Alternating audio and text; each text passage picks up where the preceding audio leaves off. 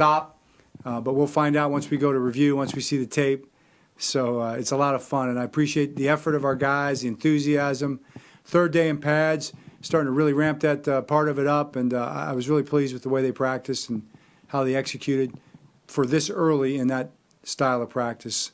With that, we had a couple things come up. Eli Wolf, you saw at the end, had a collision deal where he didn't finish. We were 2 plays left in practice, so I don't know the extent of that right now. It's not. I don't think it's going to be a big serious thing, but we will see once he gets in the training room with the doctors.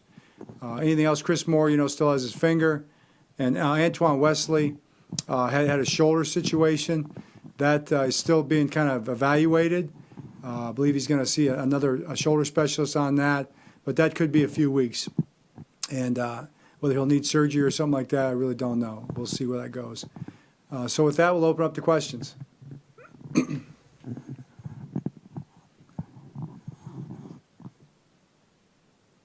Somebody might be on mute, maybe. Yeah, John, this is James from ESPN.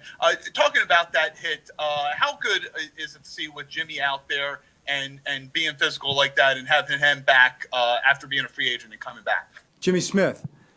Yeah, I mean, Jimmy's legit. What's interesting is he hasn't really been talked about, but he took off, 10, 12 pounds, and it was muscle. He's a very big, thick guy. In his low 220s, he's maybe 207 now, 208, somewhere in there. And I really think it's helped him. I mean, I think he looks quick and fast, and really looks good out there. Jimmy's having a really good camp.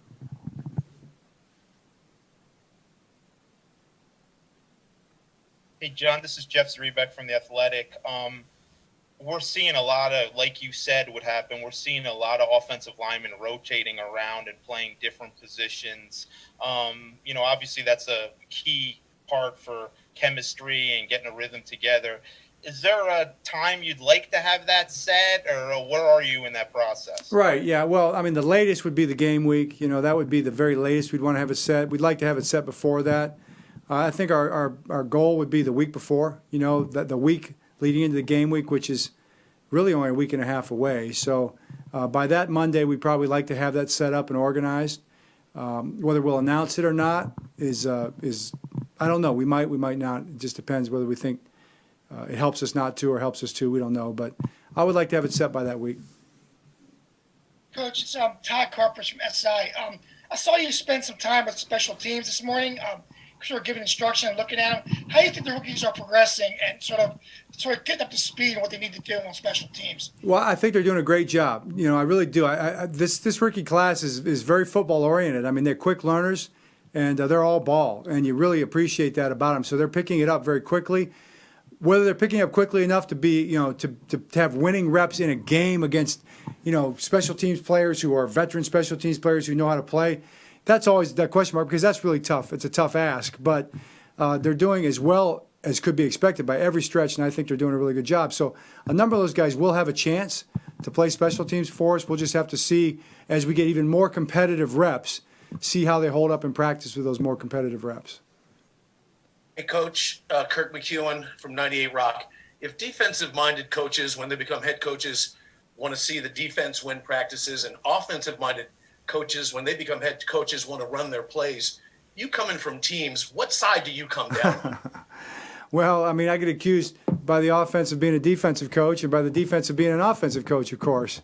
I'm probably more involved with the defense as far as a schematic point of view and day-to-day stuff, so I watch that more from that perspective. Offensively, more from a fundamental and an execution standpoint than special teams, from both. But I told the team after practice, the one viewpoint that really is the unbiased, kind of in the middle perspective is the head coach. I'm the one guy that really, doesn't have a dog in it other than the team. And, I look at it from the team perspective. So when there's a good rep, both sides execute well, somebody makes a play, somebody doesn't, that's what I really root for. So there's coverages where defensive back is all over the receiver, great coverage, everything's done right, the receiver makes the play. I'm happy, and I'll tell the DB, hey, it's great coverage. That's great coverage. Just keep doing that. Same thing the other way. So I'm rooting for execution on both sides.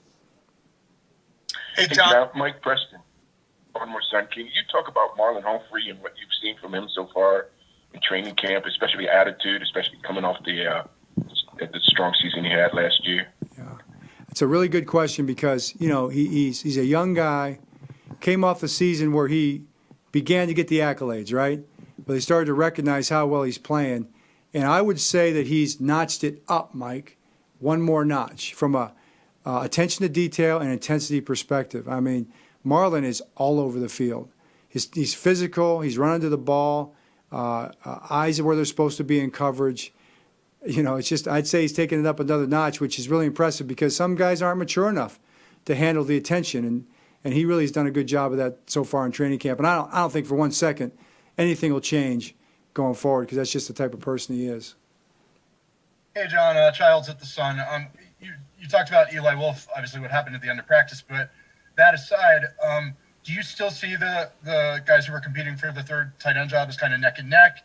And what have you liked from what you've seen of each one so far? I would say that they both played well to their skill sets. I mean, Eli's been really good in the passing game downfield, and he's hanging tough in the blocking. Charles actually he's a big guy, but he was more of a receiving tight end in college at Rutgers, and he's shown that. But his blocking is really coming on. He's blocking into his size now, so he's done a really good job of that. Jarrell, this is a veteran player. I mean, he is a guy that he's got a reputation for blocking. But I saw a play today in the pass game that was tremendous. And as the pads come on, I think we'll see him in as he gets more opportunities in the blocking with the heavy stuff that was going in the next few days. I think we'll see his blocking. So I would say absolutely, those guys are in a real tight race there. Hey, John, this is Jameson again. DJ Fluker has talked about how he has tried to lose a lot of weight this offseason. How has he looked from your perspective physically? He's looked excellent, moving very well. This is a big guy, and it's all muscle. As you guys know, you saw the body comp stuff there that he put out, and he's moving very well. I'm really impressed with him. He's done a great job, and I'm sure his attitude has been excellent. His work ethic. We had heard it was good, and I would say it's been better than good. It's been A+. So everything thumbs up with DJ. Hey, Coach, Sean Stepner, WMAR, ABC Baltimore. We make a big deal about replacing Yanda. Is Marshall's name even brought up at all at camp right now, or are you just trying to move forward? Well, I mean. We talk about Marshall because he's on tape. So we show the training tape, and you see Marshall making the plays and making the blocks and doing the technique, and we're coaching off of that every day. And Joe D always is coaching off of Marshall's technique and his the outcomes of the plays and all of it. But the other side of the coin is we're moving on. I mean, this is the offensive line we have now. They're moving forward. Marshall's not here. Marshall's always here. He's always a Raven. But this is our offensive line now, the way it's constituted, and we love these guys, and I think they're doing a heck of a job so far.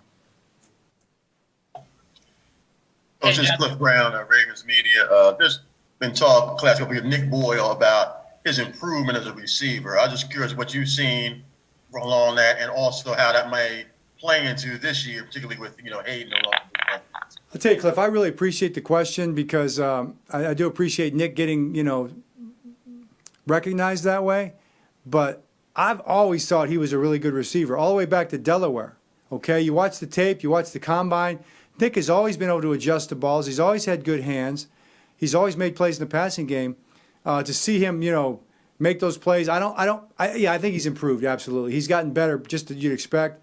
But I don't think he was ever a minus in the passing game to start with. I just don't think he got thrown the ball much in college, and he's been blocking so well for us it kind of takes over the attention, So he's definitely a weapon in the passing game, and for you to recognize that is really great because that's the kind of player I think he's a well-rounded tight end. Really do. Hey, John, this is Aaron at Penn Live.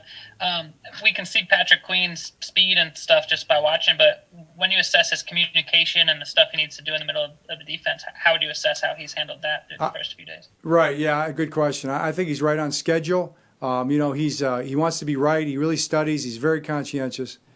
And he's a rookie at the same time without the reps through the offseason. So I would say he's doing really well. I mean, better than anticipated, but he's not there yet. He's got a lot to learn, and that's going to be the case all year. Throughout the course of the season for rookies, every day is a new day. there's not going to be one day from now until the end of the season that will be something that they've seen before. Not until the second year when they come in. You talk to the second year guys, they'll tell you that they feel so much more in tune because they know what to expect. So that'll be part of it, but I also think he's going to be a real major contributor this year right where he's at. Hey, John. Pete Gilbert here with BAL. Good to see you. Even in the rain this morning, still the ball is not being, you're not seeing picks, you're not seeing balls on the turf. Really good ball control. In the 3 days we've watched you, that certainly has been a theme from you guys. Definitely a theme. It's a major point of emphasis. We worked really hard on it when we didn't have pads on, and when we were doing just ball handling and the stuff on air, we worked really hard on that. We'll continue to do it. It was a big plus, Pete, to your point, to have the rain today, to get out with the rain, the wet field. And we had one other drizzly day we went out also. So I love it when it rains. That's an opportunity for us to work on that ball handling. Coach Ryan Mink from Ravens Media, kind of piggybacking off the Patrick Queen question, saw Malik Harrison with a couple nice reps in pass coverage in those one-on-one drills. Can you talk about what you've seen from Malik so far, and especially in his movement and kind of pass coverage? Yeah, I think Ryan, to the physicality, the way he moves and his size, he's really talented. He's a really big person, and he moves really fluidly and smoothly. He's got great body control. He's a guy that you teach him footwork, he picks it up quickly. And whether it's defense or special teams, that's a gift. And then he's learning, how to operate in the coverage stuff. To see that today was a good step for him because, hey, for the rookies, the pass coverages aren't sophisticated. Even as Ohio State has sophisticated defense, it's not like here. So the ability to adjust and feel and know where the routes are at, takes a lifetime of playing linebacker.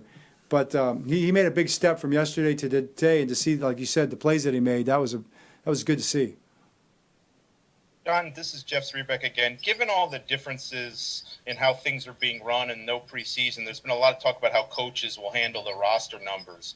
Do they cut down early? Or have you guys made a decision on that? Do you feel like you're going to go down with, I know you have 79 now, but do you feel like you're going to be there until the last day, or could you kind of make a series of cuts? Right. Yeah, that's a very good question, and it's one we have not answered yet. I think it'll depend on where we're at with the players, basically, and how we feel about the rhythm of this camp.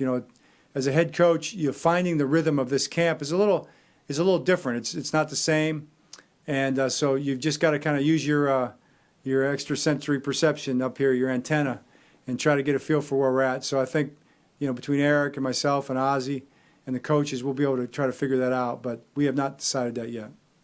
All right, guys, we have time for one more for Coach.